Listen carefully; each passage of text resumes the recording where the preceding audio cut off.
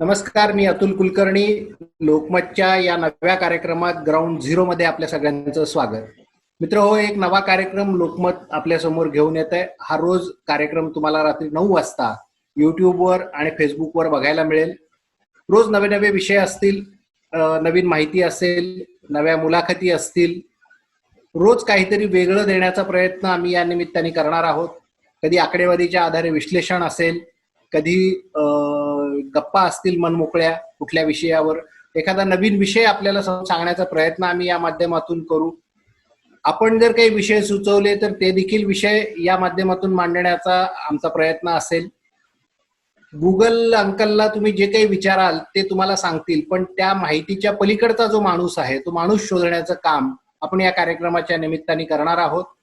आणि गेली काही वर्ष महाराष्ट्रात सातत्याने दुधाच्या प्रश्नावर असेल किंवा शेतकऱ्यांच्या प्रश्नावर असेल काम करणारा असाच एक अवलिया माणूस आहे, जो कुठलीही प्रसिद्धी नाही पण सातत्याने मनापासून काम करणं एवढंच एकमेव ध्येय ज्यांनी उराशी बाळगलं, असे डॉक्टर अजित नवले यांच्यापासून मी आपल्या कार्यक्रमाची सुरुवात करणार आहे. अजितजी, आपलं लोकमतच्या ग्राउंड झिरो मध्ये मनपूर्वक स्वागत. धन्यवाद. आपल्या घरात जे दूध येतं त्या दुधाच्या अनुषंगाने गेली काही वर्ष सातत्याने अजित नवले भांडतायत. आपण दुधाची पिशवी घरात घेतो आणि ती फ्रीजमध्ये ठेवल्यानंतर समजा त्या दिवशी आपण त्याचा वापर नाही केला, दुसऱ्या दिवशी जेव्हा फ्रीज उघडतो तेव्हा ती दुधाची पिशवी पूर्ण बर्फासारखी घट्ट झालेली असते.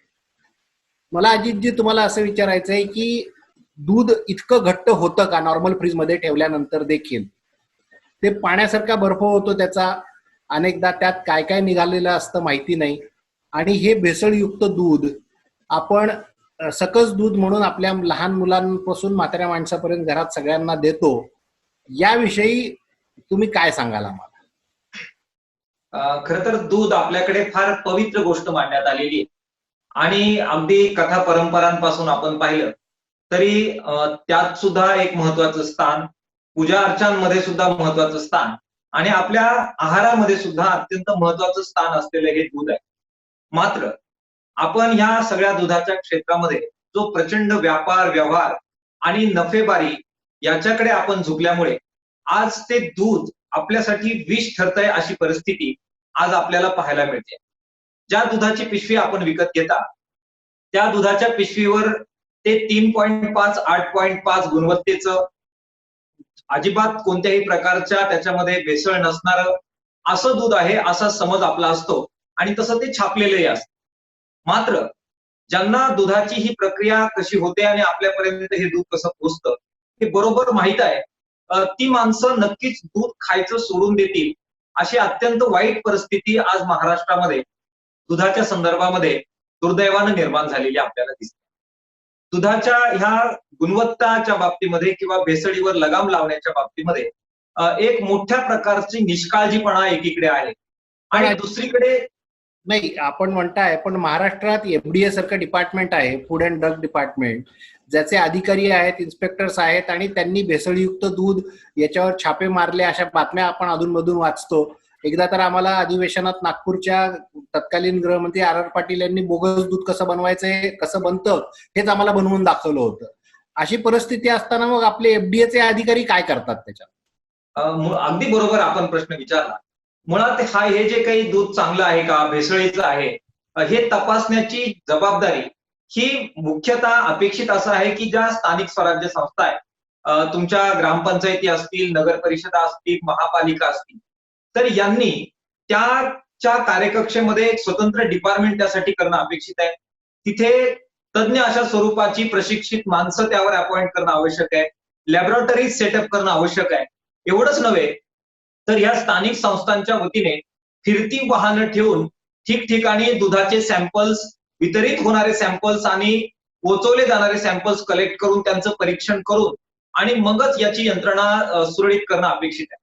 मात्र आपण पहा, भारतामध्ये आणि महाराष्ट्रामध्ये विशेषतः मेट्रोपॉलिटन ज्या सिटीज आपल्या आहेत कुठेही अशा प्रकारची यंत्रणा करण्याची तस्ती ही राज्यकर्त्यांनी घेतलेली नाही. पण हे सगळी जबाबदारी ही एफडीआय वर सोडून दिलेली आहे, अन्न आणि प्रशासन विभागावर सोडून दिलेली आहे. त्यांच्याकडे असा स्टाफ अवेलेबल नाहीये. त्यांच्याकडे असणारा जो काही स्टाफ आहे तो औषधं आणि अन्नपदार्थ यांचे लायसन वाटून त्यांचं अर्थकारण सांभाळण्यामध्ये बिझी आहे. आणि त्यामुळे अशी चौकशी कुठेही होत नाही. कुणीतरी काही हितसंबंध दुखावले गेले आणि अर्थकारणामध्ये काही अडचण आली की मग तात्पुरत्या धाडी टाकल्या जातात. बाकी अर्थकारण एकदा सुरळीत झालं की मग या धाडी बंद होतात, त्याच्यावरची चर्चा बंद होते आणि आपल्याला दुधाऐवजी अक्षरशः विष आपल्या घरामध्ये येईल अशी बिनबोभाट यंत्रणा दुर्दैवानं महाराष्ट्रात सुरू राहते. हे अनेक दिवस आम्ही बोलत आलोय. मात्र याच्याकडे ना जाणत्या लोकांचं लक्ष आहे, ना ग्राहकांचं लक्ष आहे, ना माध्यमांचं लक्ष आहे. आणि त्यामुळे एक प्रकारे आनंदी आनंद या सगळ्या क्षेत्रामध्ये सर आपल्याला पाहायला मिळतो. नाही, मी आपल्याला थांबवत एवढ्यासाठी होतो की अशा पद्धतीची यंत्रणा ही सगळ्या ठिकाणी बंधनकारक आहे का? हा मूळ ही नक्कीच बंधनकारक आहे. आणि अशा प्रकारे यंत्रणा उभारली जाणं ही त्या नगर परिषदेच्या निवडून दिलेल्या नगरसेवकांनी, त्या ठिकाणच्या महापौराने आग्रहपूर्वक अशी यंत्रणा उभारणं अपेक्षितच आहे.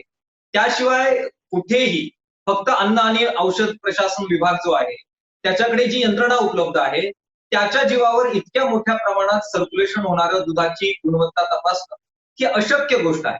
आपल्याला माहिती आहे 1,30,00,000 लिटर दुधाचं सर्क्युलेशन हे संघटित क्षेत्रामध्ये महाराष्ट्रामध्ये होतं. किमान 20,00,000 लिटर दूध असं आहे की ते असंघटित क्षेत्रामध्ये आहे. इतक्या मोठ्या प्रमाणामध्ये दुधाचं सर्क्युलेशन होत असताना केवळ 4 FDI ची माणसं याच्यावर देखरेख ठेवू शकतील असं अजिबात अपेक्षित नाही. हे शक्य नाही. महापालिका आहेत आणि ग्रामनगर परिषदा या सगळ्या यंत्रणांनी पर्यायी व्यवस्था आपल्या भागातील नागरिकांची आरोग्याची काळजी घेत उभारणं हे केल्याशिवाय यामध्ये कोणत्याही प्रकारची पारदर्शकता किंवा कोणत्याही प्रकारचा ऍश्युरन्स हा ग्राहकांना आपल्याला देता येईल. आपण बोलत असताना एक अशी चर्चा होती की मला ज्या ब्रँडचं दूध पाहिजे त्या ब्रँडचं दूध मला मिळत नाही. म्हणजे मी समजा एका विशिष्ट भागात राहतो किंवा एखाद्या शहरात राहतो, त्या शहरात मला अमुक कंपनीचं दूध पाहिजे तर ते मला मिळत नाही.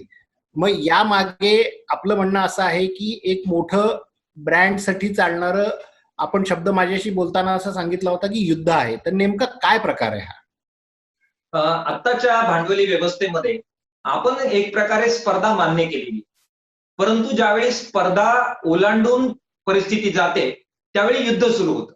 आपल्याकडे ब्रँडची स्पर्धा असणं स्वाभाविक आहे, परंतु आता दुधाच्या क्षेत्रामध्ये ब्रँडची स्पर्धा नव्हे, ब्रँड कॉम्पिटिशन नव्हे, ब्रँड वॉर सुरू झालेला आहे महाराष्ट्रामध्ये.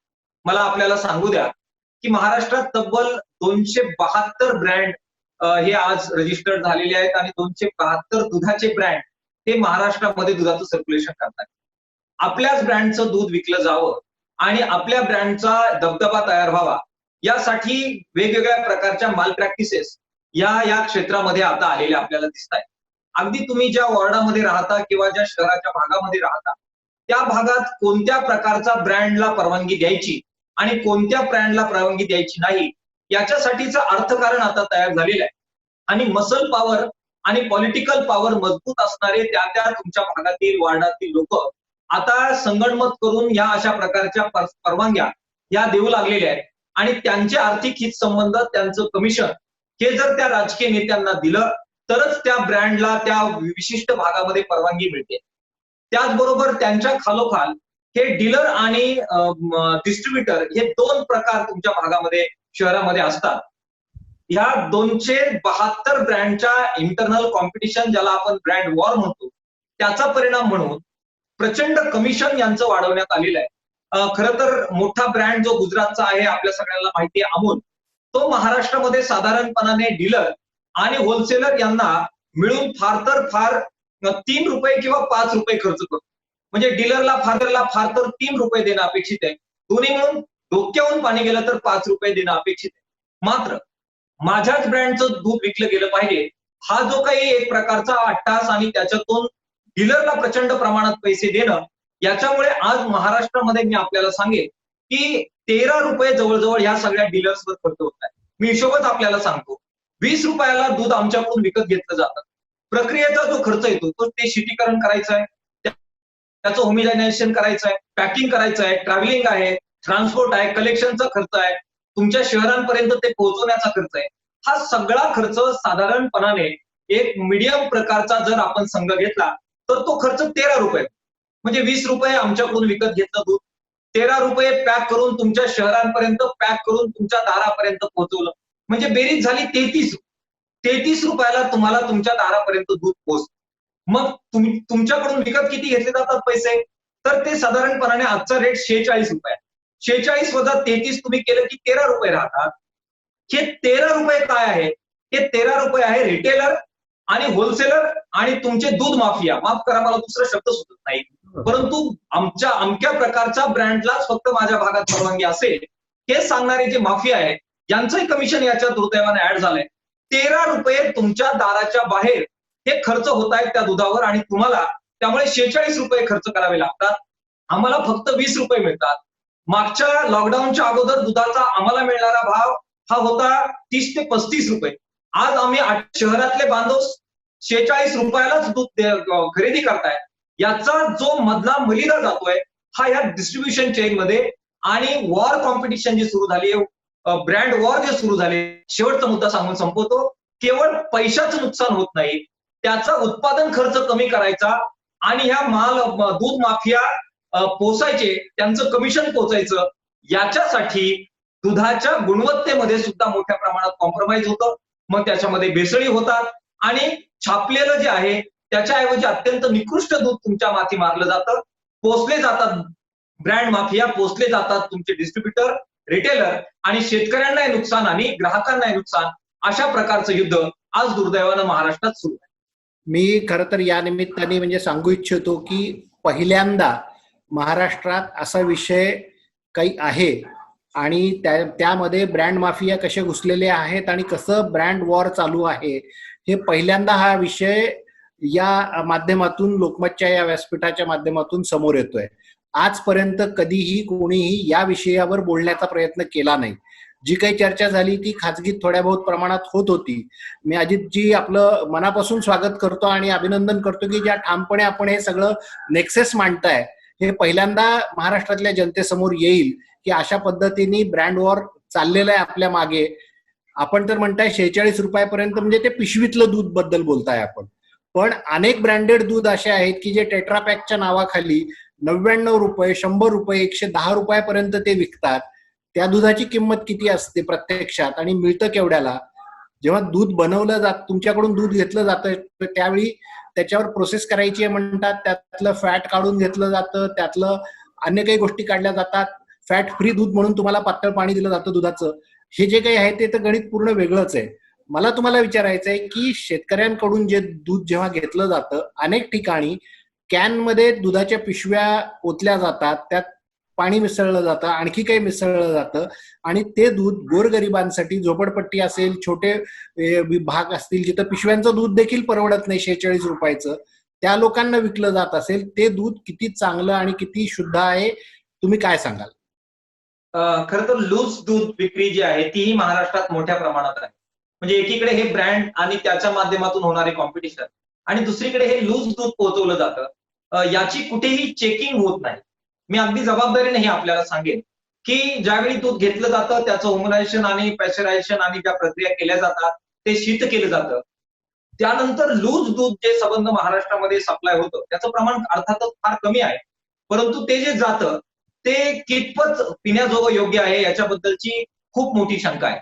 एक प्रकारचा अभ्यास याच्याबद्दल पुढे आलेला आहे आणि आपण नक्कीच त्याच्याबद्दल जाणून घेतलं पाहिजे की मोठमोठ्या वेगवेगळ्या प्रकारचे आजार आज जे आमच्या मध्यमवर्गीयांना, शहरी बांधवांना आपण त्यांचा सामना करत आहात, विशेषतः डायबिटीस सारखा आजार आहे किंवा बाकी कॅन्सर सारखे आजार आहे. तर हे असं म्हणतात की आहार मधून जे काही विषद्रव्य आपल्या शरीरामध्ये जात आहेत, टॉक्झिन्स जे आपल्या शरीरामध्ये जात आहेत आणि त्याचा जो परिणाम आपल्या एकंदरीतच आपल्या सगळ्या सर्क्युलेशन चेन आणि आतमधली जी काही यंत्रणा आहे त्याला होतोय, त्याचा परिणाम म्हणून ह्या आजारांचं प्रमाण खूप मोठ्या प्रमाणात वाढत आहे.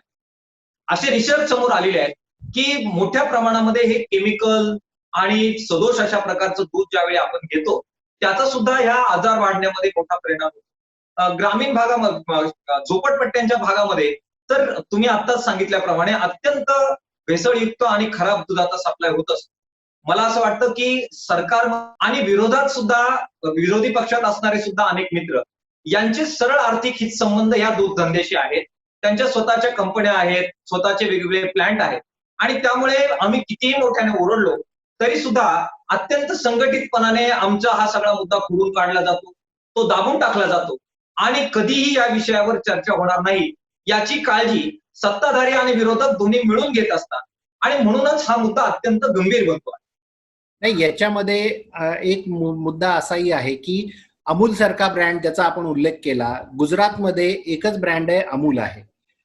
अनेक राज्यांमध्येही अशीच परिस्थिती आहे. महाराष्ट्रातच आपण सांगताय की एवढे 272 ब्रँड आहेत. मग अशाने ही स्पर्धा तर होणारच. हे एकत्रित यावं म्हणून काही प्रयत्न आजपर्यंत कधी कोणी जाणीवपूर्वक केले नाहीत, कारण बाकी राज्यांची काय परिस्थिती तेही आपण सांगा आम्हाला. गुजरातमध्ये आपल्याला माहिती आहे की गुजरातचा जो अमूल ब्रँड आहे, तो अमूल ब्रँड हा सहकारी संस्थांच्या मधून निर्माण झालेला ब्रँड आहे आणि तिथला जो फॉर्म्युला आहे, दुधाची आंदोलनं आज गुजरातमधल्या शेतकऱ्यांना फारशी करावी लागत नाही. याचं कारण याच्यामध्ये आहे की त्यांनी एक फॉर्म्युला केलाय, 70 रुपये ते जवळजवळ जी काही विक्री होईल रिटेलरनी, त्यापैकी 70% भाग हा शेतकऱ्यांना जातो आणि राहिलेल्या 30% भागामध्ये हा सगळा म्हणजे तुमचा प्रक्रियेचा, रिटेलरचा, विक्रीचा, तुमच्या पॅकिंगचा, जाहिरातीचा हा सगळा खर्च हा 30% भागवला जातो. महाराष्ट्रात सुद्धा आपण याची फार वेळा मागणी केली की महाराष्ट्रात सुद्धा जसं साखर धंद्याला तुम्ही 70-30चा रेव्हेन्यू शेअरिंगचा फॉर्म्युला लावला, तसंच तुम्ही जर दूध धंद्याला लावला, गुजरातमध्ये अप्रत्यक्षरित्या तो अंमलात आलेला आहे, तो अधिकृतरित्या महाराष्ट्रात अवलंबला गेला तर महाराष्ट्रात शेतकऱ्यांना दुधाची आंदोलनं कदाचित कमी करावी लागतील, करावीच लागणार नाही. त्या ठिकाणी गुजरातमध्ये हा जो ब्रँड डेव्हलप झाला त्याच्यामुळे हे छोटे छोटे ब्रँड जे आहेत ते तिथे फारसे तयार होऊ शकले नाहीत आणि त्यामुळे ब्रँड वॉर तयार होऊन अशा प्रकारे सदोष दूध, कमी गुणवत्तेचं दूध आणि रिटेलर आणि डिस्ट्रीब्युटर यांना अधिक मर्यादा देणारा प्रक्रिया ही गुजरातमध्ये झाली नाही. त्यांनी गुणवत्तेवर जास्त दूध एकदा दिलं, तो ब्रँड आपोआप सेट होतो आणि त्यातून मग ग्राहकांना चांगल्या प्रकारच्या गुणवत्तेचं दूध आणि शेतकऱ्यांना सुद्धा घामाचं दाम ते सहकारी यंत्रणेच्या फेडरेशनच्या माध्यमातून आपल्याला गुजरातमध्ये अस्तित्वात आलेलं दिसेल. मी आपला 1 मिनिट अजून घेईल तो कर्नाटकच्या उदाहरणासाठी. तिथे नंदिनी नावाचा असा सहकारी संस्थांचा ब्रँड हा डेव्हलप केलेला आपल्याला दिसतोय आणि सरकारचं किती पाठबळ त्याच्या मागे आहे, तर 6 रुपये प्रति लिटरचं अनुदान सरकारच्या वतीनं त्या ठिकाणच्या शेतकऱ्यांना त्यांच्या खात्यात या नंदिनी ब्रँडच्या अंतर्गत वर्ग केलं जातं. तो नंदिनी नावाचा ब्रँड मजबूत व्हावा यासाठी सरकार झटतं आणि सहकारी संस्थांना बळ देत. महाराष्ट्रामध्ये मात्र आपला जो काही सहकारी ब्रँड होता असंच म्हणण्याची माझ्यावर वेळ आलेली आहे, तो आहे महानंदाचे सहकारी संस्थांचं फेडरेशन आणि सरकारचा जो ब्रँड आहे आरे, तो सरकारच्या वतीनं स्थापन झालेला अशाच प्रकारचा ब्रँड होता. या दोघांचीही वाट या सगळ्या दूध माफियांनी आणि दुधाच्या क्षेत्रात मजबूत असणाऱ्या राजकारत्यांनी लावलेली आपल्याला दिसते. आपला नवा पॅटर्न आपण केला, सहकार मोडीत काढा, सरकारी ब्रँड मोडीत काढा आणि प्रचंड वॉर कॉम्पिटिशन, ब्रँड वॉर तयार करून ही एक प्रकारची अत्यंत वाईट प्रकारची यंत्रणा दुधामध्ये आणला. हे मॉडेल महाराष्ट्राचं आपण केलं. दुसऱ्या बाजूला गुजरात आणि तिसऱ्या बाजूला कर्नाटक हे मात्र सहकार मजबूत करत एकच ब्रँड तयार करून ब्रँड वॉर संपवून गुणवत्तापूर्वक दूध देत, रास्त दरात दूध देत शेतकऱ्यांना न्याय देण्याचं काम करत आहे. मला असं वाटतं की त्यांच्याकडून काही शिकण्यासारखं नक्कीच आहे. जी आपण जे सांगताय ते कटू वास्तव्य आहे आणि ज्या सहकाराची मुहूर्तमेढ महाराष्ट्रात रोवली गेली, जो सहकार महाराष्ट्रात वाढला आणि ज्या सहकाराने देशाला दिशा दिली महाराष्ट्राने सहकाराच्या माध्यमातून, तोच सहकार घेऊन गुजरातनी वेगळं काम केलं, कर्नाटकनी वेगळं काम केलं, आंध्रमध्ये देखील अशाच पद्धतीने एकच ब्रँड करून विकण्याचा प्रकार आहे. आपल्याकडे दुर्दैवाने अनेक राजकीय नेते जे आता विद्यमान सरकारमध्ये मंत्री देखील आहेत, अशांचे स्वतःचे ब्रँड आहेत, त्यांच्या स्वतःच्या दुधाच्या कंपन्या आहेत, त्या भले खाजगी असतील किंवा सहकारी तत्वावर केल्या असं दाखवलं जात असेल, पण हे आहे. मी या सगळ्या प्रकारामध्ये शेतकऱ्यांना पैसे कमी मिळतात, ग्राहकांना महागड्या दराने दूध मिळतं, याचं मध्य जेव्हा तुम्ही आंदोलन करता तेव्हा तुम्ही रस्त्यावर दूध सांडता, लोकांना इकडे प्यायला दूध मिळत नाही. माझा तुम्हाला एक सवाल आहे की आंदोलन करण्याचे मार्ग आहेत, हे मान्य आहे, वेगवेगळे लोकशाहीच्या त्याच्यात आंदोलन केलं पाहिजे, पण तुम्ही रस्त्यावर दूध का सांडता? अगदी मनातला माझा प्रश्न आपण विचारला. ज्याला शेती आणि गायीचा धंदा माहित आहे त्यांना हे माहिती आहे की जे दूध आम्ही तांब्यामध्ये काढतो ते तांब्याभर दूध जरी गाईच्या लाथेमुळे किंवा आमच्या हलगर्जीपणामुळे गोठ्यामध्ये सांडलं तर आमच्या आईच्या डोळ्यात अजूनही पाणी येतं. त्यामुळे दूध सांडल्याचं दुःख तुम्हाला किंवा शहरी बांधवांना जितकं होतं त्याच्या 10 पट जादा दुःख ज्या माऊलीनं ते दूध त्या गायीच्या कासेमधून काढलं आणि त्यासाठी ज्या बापानं 2-2 किलोमीटरवरून चारा आणला तर त्याला ते जास्त होत असतं. परंतु पाण्याच्या बाटलीपेक्षा ज्यावेळी हे दूध स्वस्त होतं आणि आम्ही पाणी घालून दूध विकलं तर ते नाकारलं जातं. मात्र आम्ही जे दूध विकतो त्याला पाण्याची सुद्धा किंमत मिळत नाही. हे दुःख ज्यावेळी मांडण्याची वेळ येते तर त्यावेळी अशा प्रकारच्या वैताग आणि संताप व्यक्त करणाऱ्या कृती शेतकऱ्याकडून होत असतात. मुळात हे दूध किती सांडवलं जातं ही प्रातिनिधिक गोष्ट असते. म्हणजे आपल्याला टीव्हीवर दिसतं की हे शेतकरी दूध सांडताय, परंतु ते किती असतं? महाराष्ट्रामध्ये मी सांगितलं की संकलित क्षेत्रामध्ये 1,30,00,000 लिटर संकलित होतं. त्यापैकी 4-2 लिटर दूध सांडून आम्ही आमचा संताप व्यक्त करत असतो. तरी त्याच्या वेदना आम्हाला होतात. त्याचं समर्थन मी करत नाही. परंतु मी आपल्याला गंमत सांगतो की याच्यावर आम्ही एक नवा मार्ग केला आणि मागच्या वेळी आम्ही दूध उत्पादक शेतकरी संघर्ष समितीच्या वतीनं लुटता कशाला फुकटच न्या नावाचं आंदोलन केलं. थीम काय होती की जो आमचा उत्पादन खर्च आहे तोही भरून निघत नाही, त्यामुळे लुटू नका, सर तुम्ही फुकटच आमचं दूध घेऊन जा. आणि सर मी सांगतो आपल्याला 13 दिवस अहमदनगर आणि परिसरामध्ये आम्ही फुकट दूध वाटतो आणि दररोज आमच्या फेसबुक माध्यमातून टीव्हीच्या माध्यमातून कार्यक्रम भरवायचे, तहसील कार्यालयात जायचं आणि दूध वाटायचं. सरकारी अधिकाऱ्यांना वाटायचं, आमदारांना वाटायचं, खासदारांना वाटायचं, झोपडपट्टीत वाटायचं, शहरामध्ये वाटायचं. 13 दिवस सलग दूध वाटलं, परंतु सरकारने त्या आंदोलनाची साधी दखल सुद्धा घेतली नाही. 4 दिवस मध्ये आंदोलन स्थगित झालं आणि नंतर आमच्या एका मित्र संघटनेने आंदोलन पुकारलं, दूध बंद आंदोलन. आणि त्यांनी सकाळी 4 वाजता 3-4 ठिकाणी गाड्या फोडल्या, 4-5 ठिकाणी दुधाचे कॅन उलटे केले आणि बघता बघता सगळे टीव्हीवाले दाखवायला लागले महाराष्ट्र पेटला आणि संध्याकाळी त्या नेत्याबरोबर चर्चा सरकारने केली. काय संदेश घ्यायचा आम्ही ज्यावेळी फुकट दूध वाटतो, सनदशील मार्गाने काम करतो, अहिंसेच्या मार्गाने कार नाही आणि आम्ही 2 टँकर फोडले, 4 लिटर दूध सांडलं की तुम्ही गुडघे टेकवत आमच्याशी चर्चेला येणार. संदेश कोणी दिलाय? आम्हाला दूध वाटायचं आणि ओतायचं शिकवलं कुठे? आम्हाला बाध्य कोणी केलं? मला असं वाटतं की हा गांधीजींचा देश आहे. व्यक्तिगतरित्या मी सुद्धा अहिंसावादी काम करणारा माणूस आहे. महाराष्ट्राचा लॉंग मार्च आपण पाहिला, 7 दिवस आम्ही चालत आलो, 104 शेतकऱ्यांना बरोबर घेऊन फोड पायाला येईल इतक्या तळमळतेने आम्ही चालत आलेलो आपण पाहिले. पण आम्ही एकही कायदा आणि सुव्यवस्था बिघडवली नाही. शांततेवर आमचा विश्वास आहे.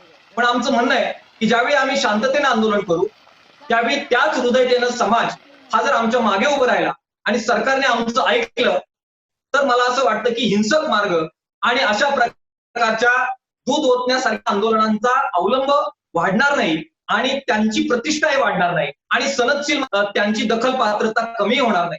मला असं वाटतं की केवळ आम्ही नव्हे की परिस्थिती आम्हाला त्यासाठी भाग पाडते. तरी सुद्धा दूध ओतण्याचं समर्थन नाही. त्याच्या वेदना माझ्या आईला किती होत आहेत हे मी पाहिलेलं आहे. त्यामुळे आम्ही दूध ओतणारी नाही, लेकरांना दूध भरवणारी माणसं आहे. परंतु लेकरांना दूध भरवत असताना आमच्या माय मावल्या पण उपाशी मरणार नाही. त्यांच्या हिमोग्लोबिनचं प्रमाण हे आज 5 आणि 6% खाली जाणार नाही आणि त्यांचे हाडं खिळखिळे झाल्यामुळे अस्थिरोगाने त्या सरपंजर होऊन अंथरुणाला घेऊन पडणार नाही. मला वाटतं याची काळजी दूध खाणाऱ्यांनी घेतली पाहिजे. अजितजी, आता अत्यंत तळमळीने आपण हे सगळं बोललात. कुठेतरी हा वेगळ्या मार्गाने आणि एक वेगळा विषय या निमित्ताने आपण समोर आणला. ब्रँड माफिया काय करतोय आणि दूध सांडण्यामागचा उद्वेग काय आहे, या दोन्ही गोष्टी आज या निमित्ताने धन्यवाद देतो. जाता जाता एक किस्सा सांगतो. प्रत्येक कार्यक्रमात रोज मी एक किस्सा तुम्हाला सांगणार आहे. हा किस्सा आहे की महाराष्ट्रात महानंद हे नाव कसं आलं याचा. मित्र हो, ज्यावेळी आनंद डेअरी होती, गुजरातमध्ये अमूल ब्रँड होता आणि सहकाराच्या माध्यमातून त्यांनी एक मोठं काम सुरू केलं होतं, त्यावेळी महाराष्ट्रात देखील अशी चर्चा झाली की आपणही सहकारी संस्थांचं एक फेडरेशन केलं पाहिजे आणि एक चांगलं काम उभं केलं पाहिजे. आणि त्यासाठी काय करायचं, तर तसंच एक फेडरेशन आपण करू. मग त्याला नाव काय द्यायचं? त्याचं नाव द्यायचं ठरलं की महाराष्ट्रातलं महा घ्यायचं. तिकडे आनंद आहे तर आपण आपला आनंद त्याला जोडायचा आणि महा नाव देण्यात आलं.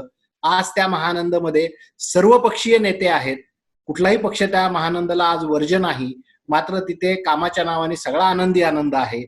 काय त्याची अवस्था आहे हे आम्ही बघतो, छापतो, दाखवतो. आरे सारखा ब्रँड आपण संपवून टाकलेला आहे.